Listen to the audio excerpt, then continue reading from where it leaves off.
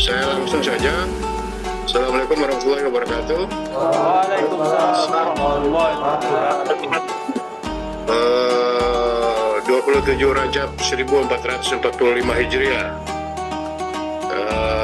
Malam hari ini adalah sebuah peristiwa yang bersejarah bagi peradaban, bukan hanya peradaban Islam, tapi peradaban dunia.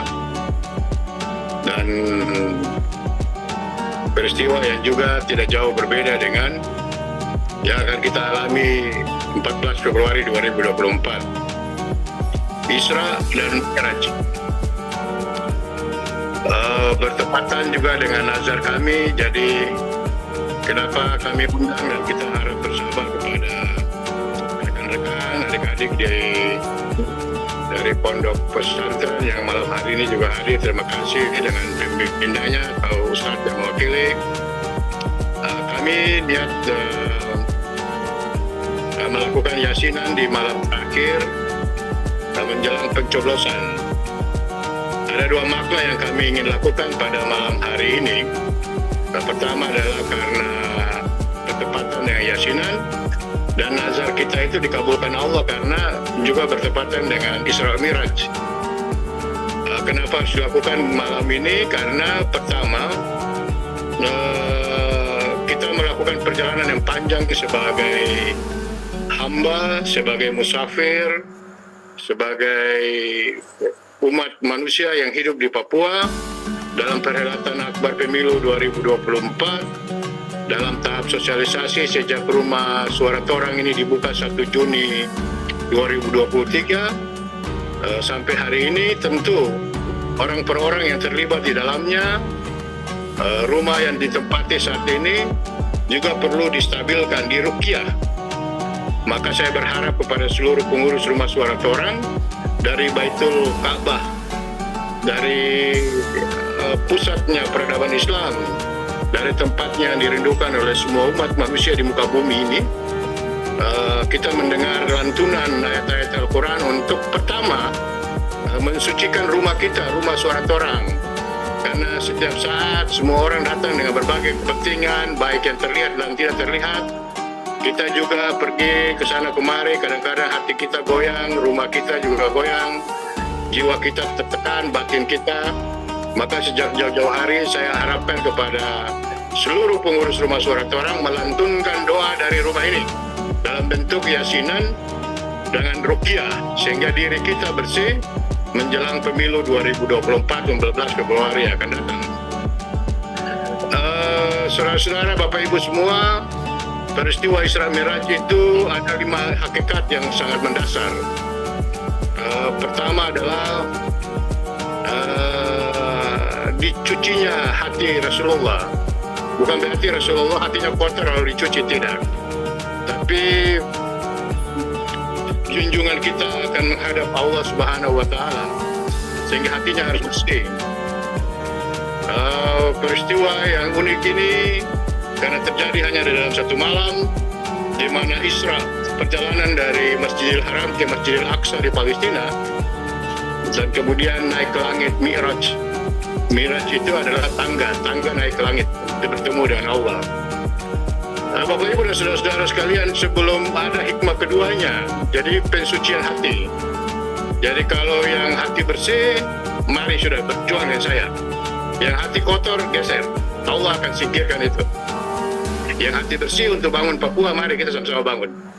Yang niat setengah-setengah, mendingan angkat kaki. Pasti akan tereliminasi. Pas untuk perjuangan ini. Untuk itu, dari pensucian hati ini kita akan masuk di pemilu yang tersisa sekitar 6 hari lagi.